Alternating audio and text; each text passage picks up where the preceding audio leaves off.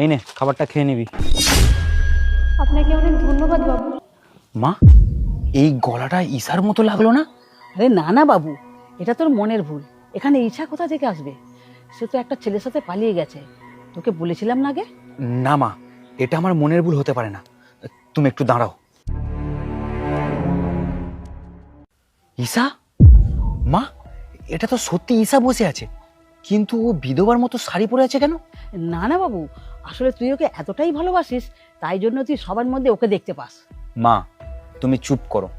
চলো ওকে গিয়ে জিজ্ঞাসা করি ওর এই অবস্থা কি করে হলো। না, আমি যাব না, আর তোকেও যেতে দেবো না। চল আমার সাথে মন্দিরে যাবি, চল। ঠিক আছে, তোমাকে জিজ্ঞাসা করতে হবে না, আমি গিয়েই জিজ্ঞাসা করে নিচ্ছি। আচ্ছা, আপনি আমাকে বলবেন আপনি এখানে শুয়ে আছেন কেন?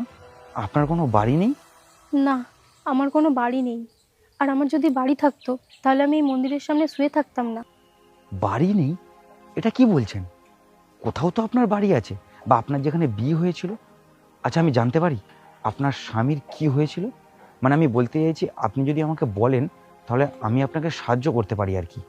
আমার আগে একটা বাড়ি ছিল, কিন্তু সেখান থেকে আমাকে তাড়িয়ে দেওয়া হয়েছে। ঘর ছিল মানে? আমি তো কিছুই বুঝতে পারছি না।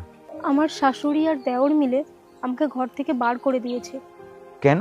আমার স্বামী একটা ব্যবসার কাজে বাইরে গেছিল, কিন্তু উনি যখন বাড়ি ফিরছিলেন তখন একটা প্লেন দুর্ঘটনায় মারা যায়। আর এই খবরটাই আমার শাশুড়ি আর দেওর যখন জানলো, তারপর থেকেই। বৌদি, আমার কিছু টাকা লাগবে। এই তো কিছুদিন আগে তুমি টাকা নিলে, আবার কিসের জন্য টাকা দরকার? ও আচ্ছা, এখন তোমাকে আমি কই ফেরত দেবো? তোমাকে আমি কেন বলবো? এইসব টাকা, গাড়ি বাড়ি, পয়সা, এতে আমারও অধিকার আছে, তাই আমি তোমাকে বলতে পারবো না।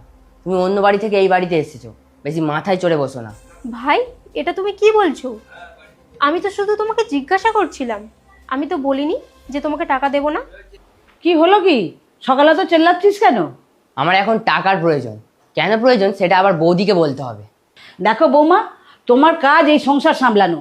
কে কি করছে, কেন করছে,